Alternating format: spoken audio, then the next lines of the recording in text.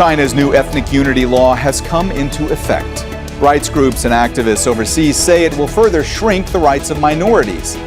Will the law help forge a shared national identity, as Beijing says, or is it a step towards forced assimilation? This is Inside Story.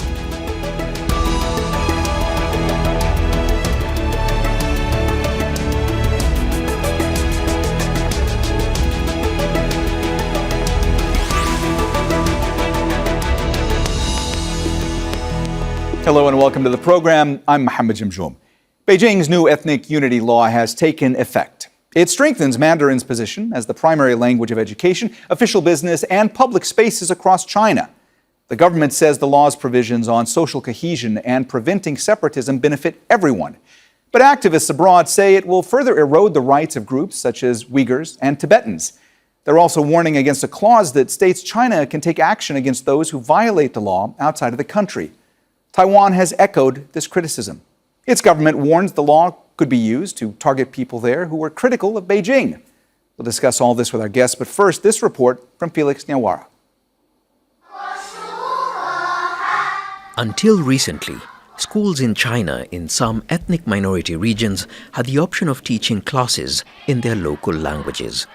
But a new law that's come into force this month is set to fundamentally change things.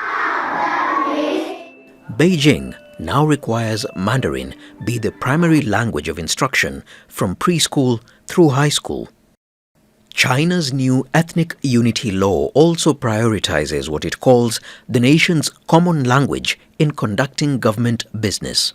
Authorities are now required to maintain national security and social stability in what it calls the ethnicity sector. Beijing also says groups or individuals outside its borders can be held legally accountable for trying to undermine what it calls China's ethnic unity or stoking division. Tibetans in exile say the new law amounts to forced assimilation. They fear their identity is at risk of erasure. This so-called law is not a legitimate law. It is a law of genocide. We demand that this law be repealed immediately because it is being used to destroy everything that belongs to us Tibetans. Whether it is the people living in Tibet, the environment, culture, or script, there is an ongoing effort to wipe them out. Therefore, this law must be revoked. Taiwan's government says the law's scope is global and almost boundless, warning it could give Beijing another legal basis to target people it views as separatists. China says there's no need for concern for those visiting from Taiwan, but warned against any talk of independence from the island.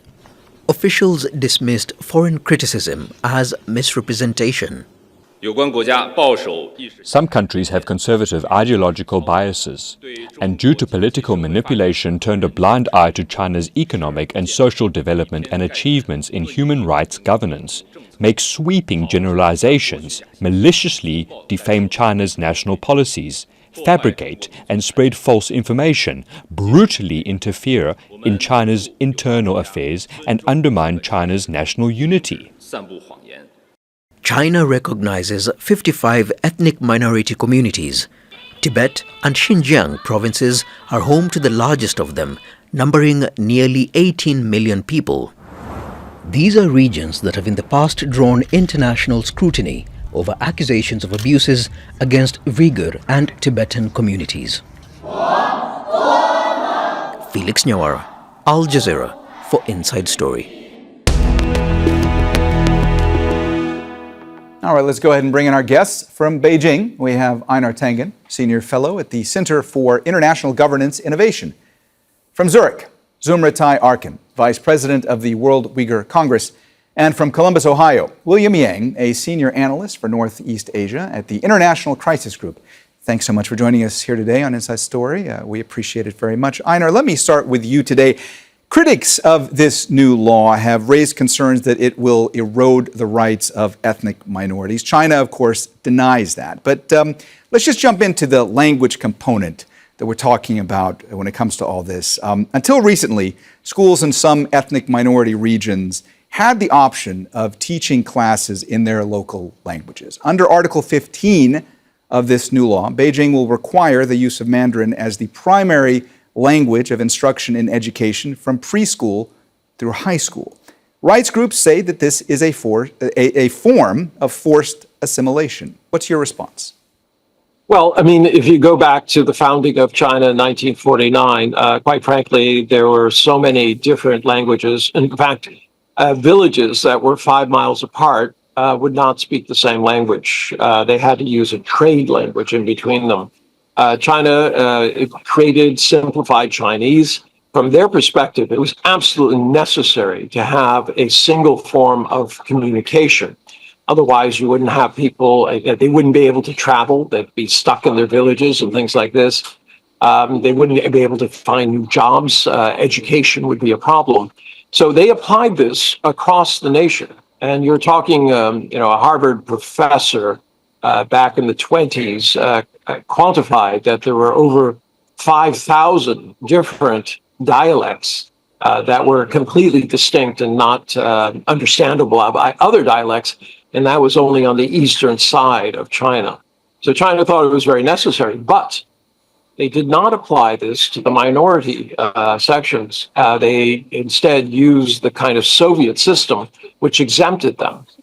This caused some problems, and today China believes that they need to have a unified country, especially in view of the state-sponsored attacks against it, specifically by the United States. Einar, let me just follow up with you about a point you're making. Does the Chinese constitution not state that each ethnicity has the right to use and develop their own language? How does that square with what's laid out in this new law? Is that not in some ways a contradiction? Well, from their perspective, no, because what they're saying is that they will still allow and schools will still teach the local languages as they do throughout China. If you go to Shanghai, there are people there who speak Shanghainese. If you go to Qingdao, the language is quite different from Qinghai, from other places. So the local languages and cultures continue to survive, but they're saying that on a national basis, they believe that there has to be one overriding language. Otherwise, you have a situation where people who do not speak standard Putonghua, Chinese, standard Chinese, would find it very difficult to move out of their locality. They would be denied jobs. They would be denied access to education. So, they're making what they believe is a correction in something that they did wrong. That they should have, at the very beginning, insisted that all people, all Chinese people, and the 55 minorities are considered Chinese people, to be unified under one language, but not excluding their local languages. Zumretay, let me get your take on this. I've read comments from you in which you said that with this law, Beijing wants to disrupt Uyghur identity and to disconnect generations. You've talked about your worries that this could lead to erasure. What are your concerns about the impact that this new law will have on not just the Uyghurs, but also other minority communities? Yes, thank you for having me. This new law is quite concerning, and obviously it doesn't really changes anything on the ground because we've seen how China has been assimilating and pushing for Sinicization since 2014 when they've started their strike hard campaign in East Turkestan. And but this law really formalizes this framework to further push for assimilation and Sinicization of ethnic groups, specifically Uyghurs, Tibetans, and South Mongolians. So it really pushes down this idea that speaking Chinese is the one way to go, and it even encourages the use of Chinese language in informal spaces, like in households, during break time at schools. And we see how Uyghur children are being completely deprived from education in their mother tongue, access to their mother tongue, but also from access to their culture and religion as well. So this law will further this assimilation process, and it means that there's this framework that's being drawn for the next years to come, and that the Chinese government has no intention of giving any freedoms to Uyghurs, Tibetans, and Southern Mongolians, and that everyone has to adopt this Chinese identity, whether they want it or not. Zumretay, let me just ask you to try to help us understand more how things are different now with relation to this new law when it comes to teaching languages in China. Beijing now requires Mandarin to be the primary language of instruction from preschool through high school. In the past, as we were talking about with Einar a few minutes ago, schools in some ethnic minority regions had the option of teaching classes in their local languages, as I understand. From your perspective, how big a shift is this compared to what's going on right now? Well, the shift is quite clear.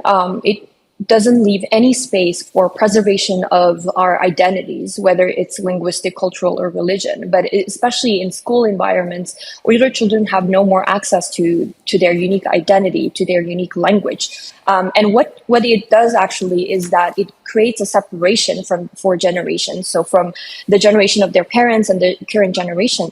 And under this law, we can also foresee how boarding schools will be also expanded, because currently the boarding school system in East Turkestan and in Tibet is quite wide. And we see how it really kind of implements this idea that Uyghur children have to really adopt this Chinese identity, whether it's cultural or linguistic, and that we see it very clearly with the young generation today, where Uyghur children have very much difficulty communicating even with their parents. They speak very few words of Uyghur, and they are not even able to have full conversations with their parents. So it actually, if you take it in the backdrop of the repressive system that is in the region right now, it's an effort to assimilate, but also to uproot Uyghurs from their roots. William, rights groups and activists are saying that this new law that is going to further shrink the rights of minorities. The Chinese government says that the foreign criticism of all this is a misrepresentation. Help us get more of an idea about all this. What do you say? How significant is all this, and what will the impact be? So I think the law basically adds another layer to the Chinese government's legal toolbox to actually ensure unity, to make sure that they eliminate any potential source of friction with the Chinese government's vision for how to govern the country, and to also, I think, ensure from their perspective, this is quoting them, they basically try to eliminate any source of potential separatist forces. That is, I think, a language that the Chinese government has used to defend the legitimacy of this law and also the necessity of this law. But I think what this law actually might do in the future is to further the Chinese government's ability to target groups, organizations, individuals outside of China that continue to advocate for positions that is contrary to China's official position on how to govern the country, how to tolerate the existence of minority identity and language and culture, and to some extent how to actually make sure that the rights and the legitimate, I think, existence of these these minority groups are not going to be, I think, coming under attack. We've already seen in the past that the Chinese government has been able to launch the so-called extraterritorial legal actions against specific individuals that are in the diaspora community, for the Uyghurs, for the Hong Kongers, for the Tibetans, and also in some cases targeting Taiwanese politicians that are vocal about their criticism of China. So I think this law is an additional toolbox in China's ability to actually target groups and organizations and potentially silence criticism from outside of the country and ensure that the links between the diaspora community and those that still are inside China will be disrupted. And so that the influence from outside of the country will be reduced to a level where China can ensure that there's not going to be any potential encouragement for opposition against the Chinese government inside China by support coming out from the outside. William, you're talking about another portion of the law, and I want to come back to you in just a minute to ask more about that. But first, I want to go to Einar, because William there was talking about Article 63 in his last remarks. That part of the legislation is getting a lot of attention. It's a clause that states that China can take action against those who violate the law outside of the country. So you're talking about extraterritoriality there. That seems awfully broad. Einar, who is that supposed to apply to, and what kinds of actions do you think we're going to see from China as far as what they take and who they apply it towards? Well, that's a big question. I often, I share this concern that when government takes action, how far does it go? I was a member of the American Civil Liberties Board in my state, and I am concerned about that. But quite frankly, this is being taken out of context. And I think you have to remember that, organizations, and this is in all due respect, the Uyghur Congress is supported by the U.S. government through the National Endowment for Democracy. They give millions of dollars a year to this. Now, the United States, NED is run by the Congress, and its agenda is set mostly by the CIA. So this is an organization that is following this idea that it wants to contain China. And, China is concerned about that. And they're reacting to it. They do not want Chinese people outside to be used as tools to destabilize their accomplishments within China. This is not only true within China itself, but they've also, put that into the Shanghai Cooperation Organization, of which there are many members. And it's the idea that you are anti-separatist, anti-terrorist, any kind of situation which is trying to destabilize existing governments. Why? The United States has a pretty good record, and especially through the National Endowment for Democracy, for destabilizing countries. They were at the center of these situations in the Middle East, where they said that they were bringing progress and democracy, and all they brought was, in fact, chaos and death. The Arab Spring did not work out. And this is the concern. The National Endowment for Democracy says they're in 80 countries. So China is reacting to this, in essence saying that they're not going to stand by idly and allow people to be used against them, and that those who do that are going to be considered as against the government. And I do, share my colleagues' concern about exactly how this is going to play out. If it is against legitimate terrorist and separatist views, I think they have a right to do that. If it's against individuals who have they're just expressing their personal opinions. Einar, let me just give a chance for Zumretay to reply. Zumretay, Einar there was mentioning the World Uyghur Congress, the organization that you're the vice president of. I see you reacting to what he was saying. I want to give you the chance to respond. Thank you. The World Uyghur Congress is not only funded through NED, and I think even the work that is being funded by NED is not to, attack the Chinese government. With no reason. We have a solid ground for the arguments that we're making. There's been a genocide, active genocide since 2014. Over 3 million of Uyghurs and Turkic people have been arbitrarily detained. I myself have over 30 of my relatives who have disappeared into those camps for just being Uyghur. And it's quite ironic that the rest of our funding sources have not been mentioned. The Uyghur community in exile supports us as well. So why was that not mentioned? And actually, it's not very surprising, because this is the exact lines that the Chinese Communist Party adopts when trying to undermine the legitimacy and the credibility of international organizations. The work that we're doing is available online. We do not prone any violent action. We are a democratic, peaceful organization, and the work that we're doing is just to raise awareness about the situation of our people. And it's a human rights issue that the Chinese government is trying to deny, but there is a mounting evidence, including by the United Nations. I remind all of the people who are watching as well that in 2022, the UN High Commissioner's Office came out with a report highlighting that these crimes amount to crimes against humanity. So while we're here talking about sources of funding, we're actually trying to do real work in trying to end the genocide and also release all the arbitrarily detained people who are, by the way, for the most part, intellectuals, writers that once were supported by the Chinese Communist Party itself. William, you were talking before, you brought in this Article 63. And I wanted to ask you, because you talked about the concern in Taiwan about what all this means. In your reading of this law thus far, is it clear at all what might happen, let's say, to someone in Taiwan who is openly critical of Beijing?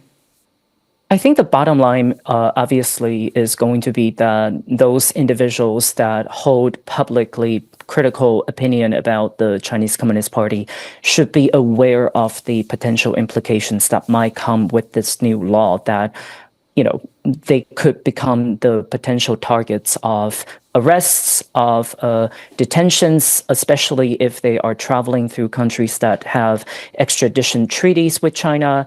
But I think overall, this law's ambiguity, which is quite in fact, I think broad and, I think consistent with how China, in fact, tried to define some of these laws that they use to advance their interests and defend their interests, is that they try not to add a very specific definition to how they're likely going to use the law. And then the goal is to really inject a sense of concern and anxiety within the target community so that people will actually start to exercise some restraint and re-evaluation about their public rhetoric and also public actions and activities that they take part in. So, I think it's really hard to say as of now how this law is actually going to be used to target people outside of China, especially those that might actually be viewed as, in Beijing's words, separatists.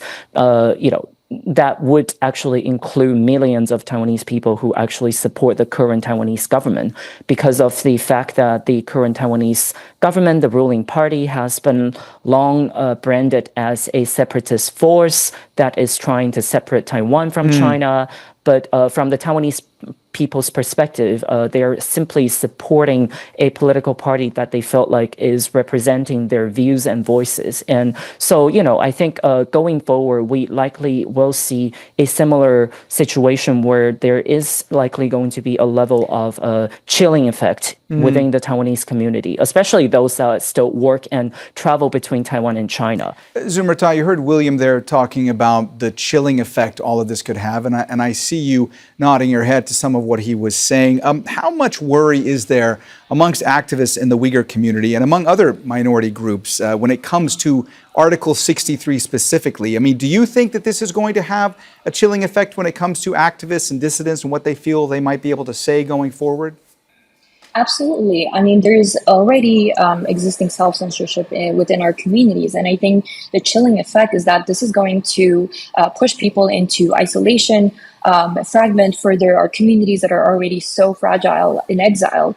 I think for those who are choosing to go back, this might pose a risk for them if they decide to visit, because what we know is that the Chinese government has now relaxed some of its borders and is inviting everyone to come back to visit family or to even just visit the region.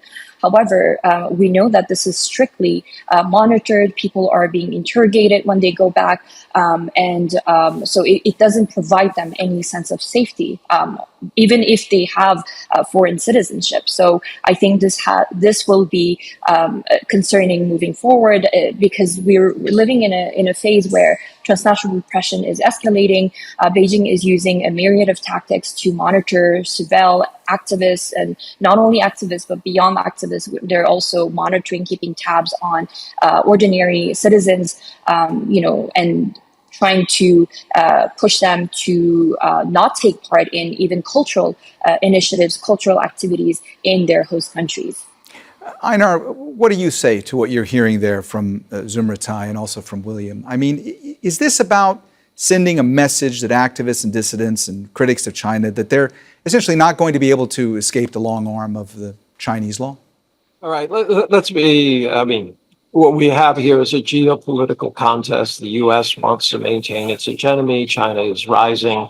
The U.S. has chosen Xinjiang, Tibet, South China Seas as kind of ways of trying to distract China from its economic rise. I think we can all agree on that.